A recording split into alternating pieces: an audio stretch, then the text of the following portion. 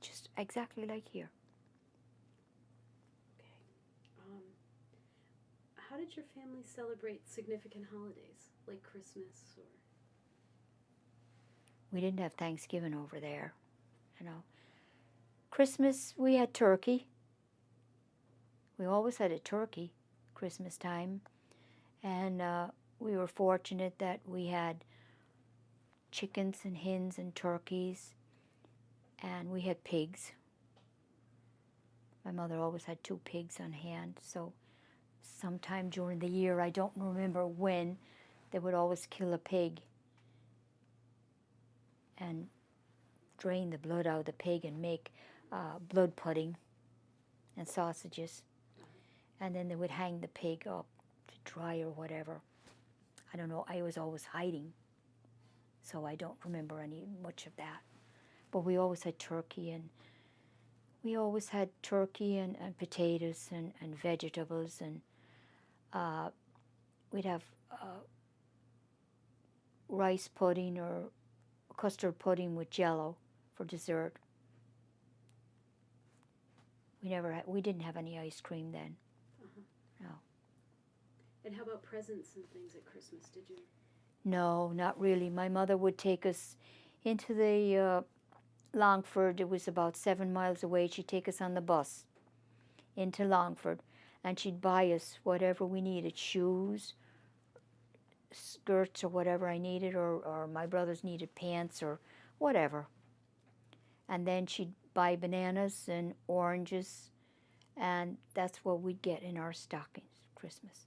Now you're talking like 70 years ago. Now the kids have the same as here. You have Christmas trees, they have everything. Did you decorate for Christmas? My mother would put the holly over the fireplace, and she'd put the holly in the windows and around the door, and that was it. And this was the live holly from the trees, Uh-huh. and that was it. That's it. How about your first communion? Do you remember celebrating your first Yes, communion? I do.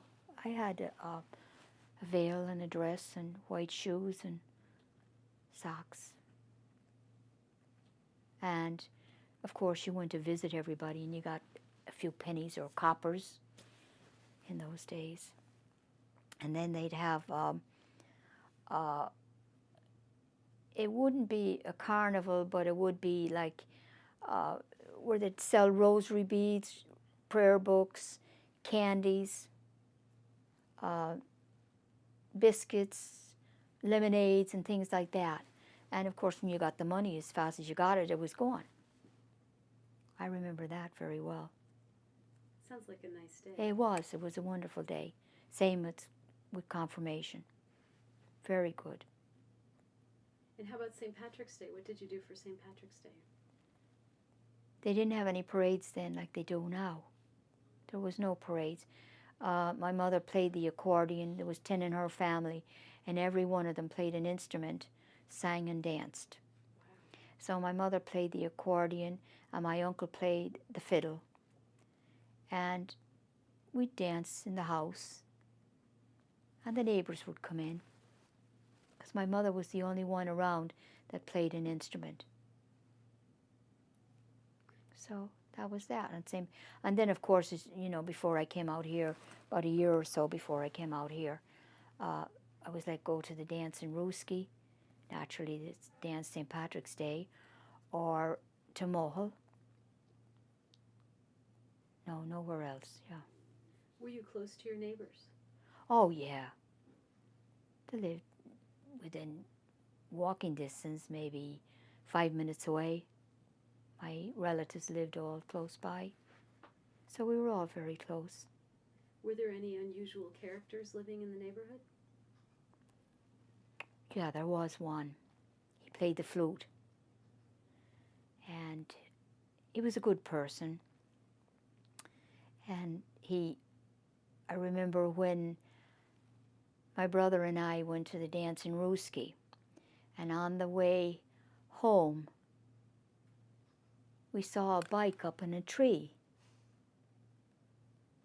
Now, he had gone to Rooski and got drunk, shall we say, And the boyos, the wise guys, got his bike and put it up in a tree.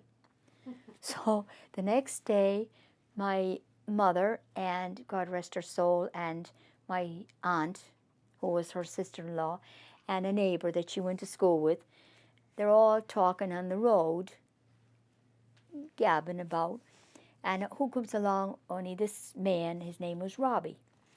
And he said, "How are you, ladies?" And they said, "We're grand, Robbie." He said, "Be the cross of Jesus, was I flying high last night?" So they said to him, "What happened?" And he said, "I'm going to get me bike out of a tree." So that's that. That I remember very vividly. It was funny, you know, because in those days, I mean, there was no television. Oh yeah, you had a wireless, you know, for the games or the fights over here. I remember one man, his name was Sullivan, I think, and he was a fighter, and that's all I remember because we were girls, we weren't allowed. It was only a man's game, so you weren't allowed to listen to that. Yeah, but that's about it. Well, how old were you when you decided to come here? Probably 16. I wrote to my mother. No, I wrote to my aunt without my mother knowing. And I asked her if I could come out here. And then she sent me a birthday card with money in it. And she said, "If you want to come, you're welcome." She would sponsor me. So she did. And you said this was your mother's older sister? Yeah. And your mother had never known her? My mother hadn't known her, no, because she was out here. She came here when she was 15 or 16 herself. Her father's sister came home and brought her back here. They had a slaughterhouse in New Jersey, and that's where she went to live with them. So, like I said, she was never home after that. My mother never saw her, just through pictures, and that was it. And what was her name? Elizabeth Ginty. And she lived in New Haven? Yeah. And when you came over here, what did you do? Went to school. Did you go to high school or college? No, I went to Stone's Business School. I see. Yeah. My cousin was a teacher there, so I more or less had no choice. I was made go. Now, you told me a story about the first week that you were here. Oh, yeah. First week. You said The second day. second day?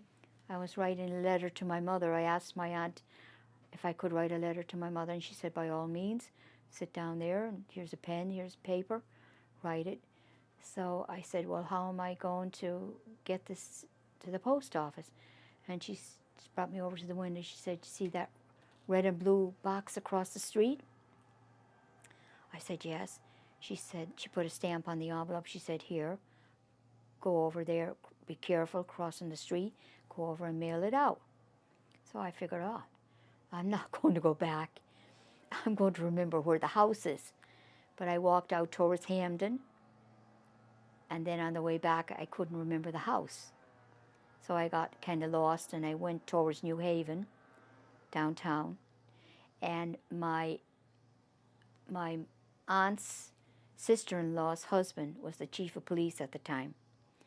And he said, "If you ever get lost, there's a blue bulb outside or green bulb outside the police station." So, like I said, I went to New Haven. I came back and I saw the green bulb. I said, "Oh my God, I'm here." So I kept knocking on the door and knocking on the door, because in Ireland, you wouldn't go into anyone's house unless you knocked on their door. So all of a sudden I hear somebody saying, "Do you hear somebody scratching at that door?"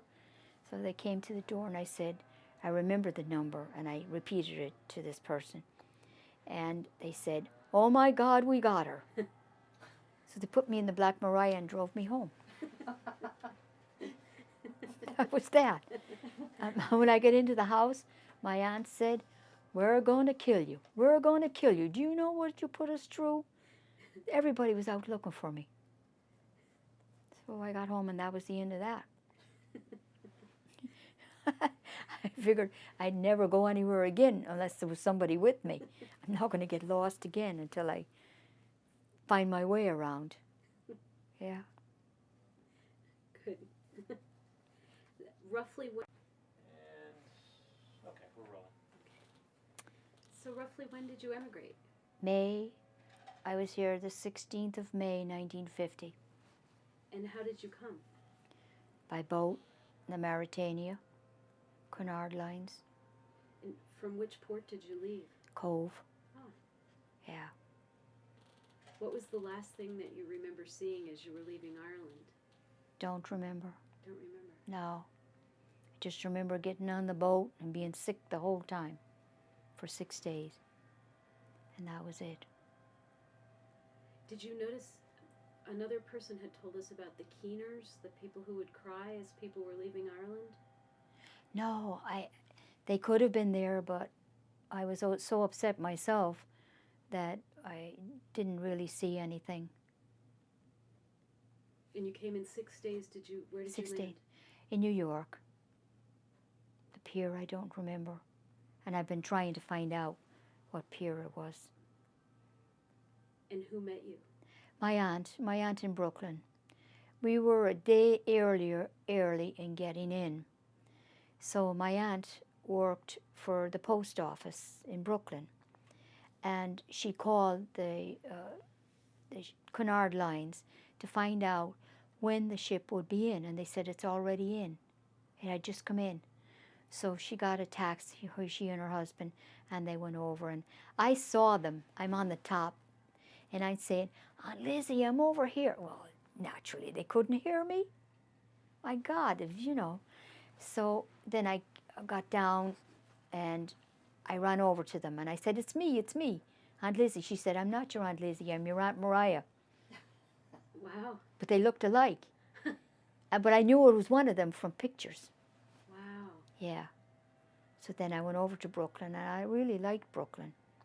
I would have stayed there because it was the Red Hook section of Brooklyn, and it was really nice. The people would sit out on the stoops, and they were all different nationalities, German and Italian and Irish and whatnot. And one would say, well, did you see this and did you see that? And then whatever it was, they'd pass it down, you know. So I liked it. It was very, very comfortable. There were very nice people there. And why didn't you stay in Red Hook?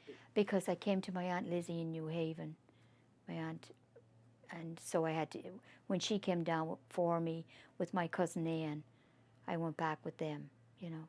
But I always liked Brooklyn. And when every chance I got, I went down there.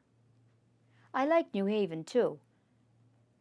You know, I met a lot of friends, nice people and everything, but I still like Brooklyn.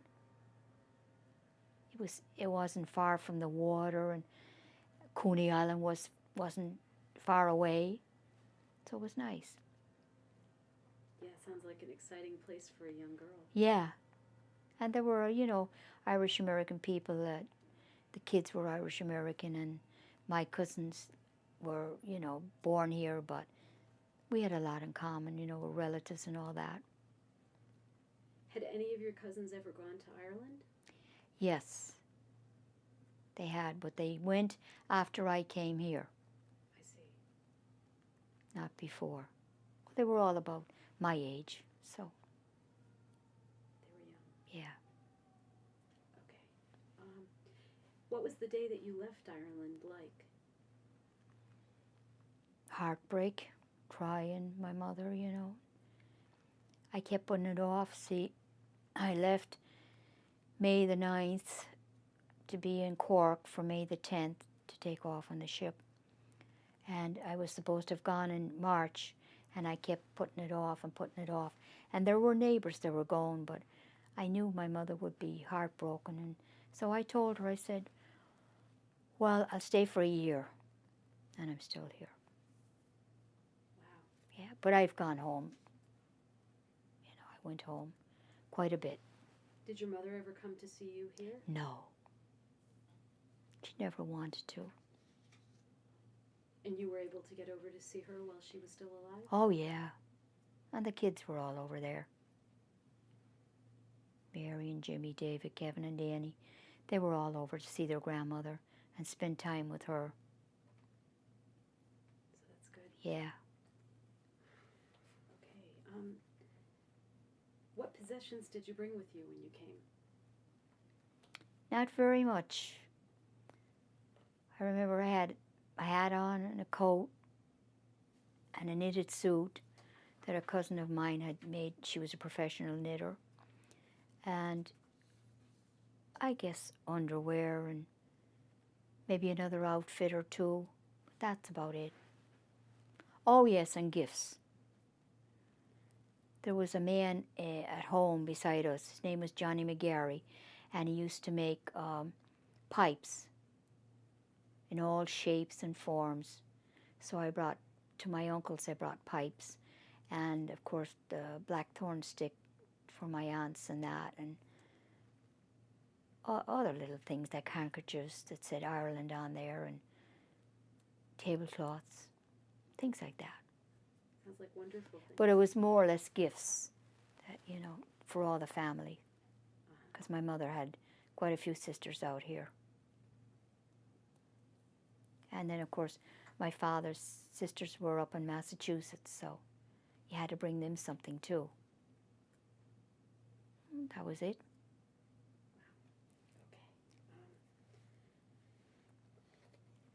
So, when you were here, you told me a little bit about meeting your husband. Can you? Yeah, I met my husband through my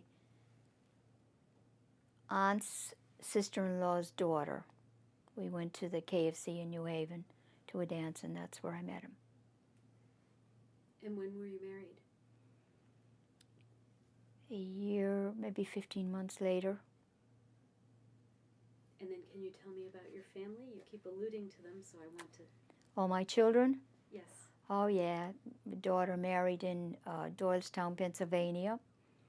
She's a teacher. And Jimmy, you know, he works for Sikorsky's.